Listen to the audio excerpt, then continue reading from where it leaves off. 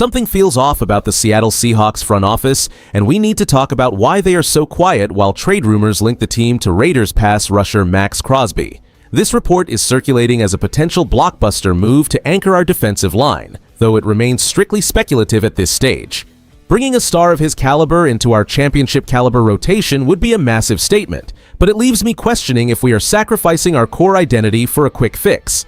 My name is Lucas, and the more details come out, the harder it is to ignore what is going on behind the scenes. Please smash that like button, subscribe, and comment your name and city below. We are a brand new channel pushing toward our first 1,000 subscribers, and every single person who joins this community helps us keep going. Let's get into it. The silence from our front office has become deafening as rumors circulate regarding a potential trade for Las Vegas Raiders pass rusher Max Crosby. This story suggests that our Seattle Seahawks are considering a seismic move to anchor the defensive line under head coach Mike Macdonald. To be clear, this remains speculative analysis rather than a finalized agreement, as league chatter grows regarding Crosby's availability following a previously stalled deal with the Baltimore organization. Max Crosby has not played for our franchise, so his history is entirely with the Raiders, making this a hypothetical acquisition for our championship roster. As defending title holders, we find this development unsettling because it challenges the chemistry that defined our recent success. We are protective of the locker room unity that fueled our trophy run, and the prospect of parting with reliable talent to facilitate this trade feels like a risky gamble on our hard-won momentum. Here's the thing nobody wants to say out loud. The emotional toll of breaking up a proven winner is significant, even for a player as talented as Crosby. Our fan base is deeply divided, as some prioritize the immediate impact of a superstar while others fear the cost of our hard-earned identity. We have to address whether the front office truly lacks confidence in our current defensive depth, or if this is merely external noise designed to distract us during the offseason. The potential sacrifice of depth to accommodate a player of this magnitude raises serious questions about the long-term sustainability of our salary structure. We must look closer at the financial reality of this situation to see if the math even supports such an aggressive maneuver.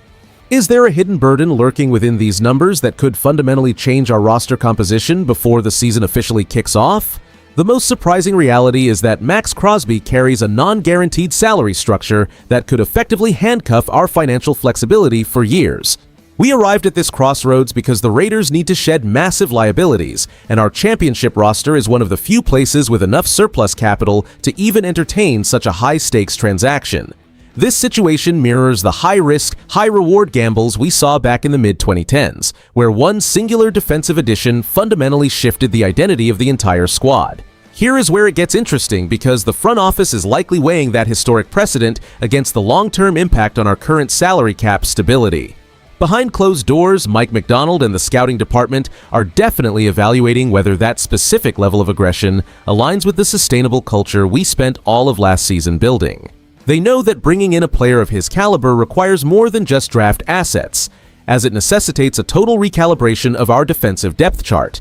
The coaching staff is likely concerned that trading away depth for a premium pass rusher could leave us vulnerable if injuries hit our secondary later in the regular season. Historically, this organization prefers calculated, methodical roster construction over flashy, headline-grabbing maneuvers that disrupt locker room harmony. We must ask ourselves if the internal desire to repeat as champions warrants abandoning the team-first philosophy that brought us the trophy just months ago. While the prospect of bolstering the pass rush is enticing, the front office surely recognizes that our recent success was built on balanced contributions rather than banking our entire future on one individual. We are protective of that foundation, and the internal debate over whether to push our chips into the center of the table remains the most significant tension point inside the organization as we prepare for training camp. The championship window in the National Football League stays open for only a fleeting moment, and that is why this potential move for Max Crosby carries such immense weight for our organization today. We are not just talking about adding a name to the roster, we are discussing a total shift in our defensive identity that could require clearing significant salary cap space. To accommodate a player of this caliber, the front office would likely need to restructure veteran contracts or part ways with reliable depth players who helped us reach the summit last year. What makes this even bigger is the way it reshapes our strategy for the upcoming season. Having such a force on the defensive line would provide an immediate advantage during our high-stakes divisional clashes against the Rams and Cardinals, where pressure on the opposing quarterback often decides the outcome of the game. If we bolster our front seven, our ability to shut down high-powered offenses in the late winter months becomes much more realistic, effectively cementing our status as a team that nobody wants to face in the postseason. While our division rivals are busy maneuvering through their own transitions, Seattle has the chance to double down on our winning culture by securing a cornerstone piece that dictates terms at the line of scrimmage. This is not merely about surviving the regular season, it is about ensuring that we remain the standard by which all other teams in the league are measured. If John Schneider pulls the trigger, we are signaling to every opponent that we are not content with our previous success and are hungry for another trophy. Balancing our current chemistry with such an aggressive addition is the ultimate test for our leadership, and the ramifications of this choice will define our journey through the next several months of competition. Adding a pass-rushing force like Max Crosby provides a clear path to repeating our championship success by anchoring a defense that is already elite.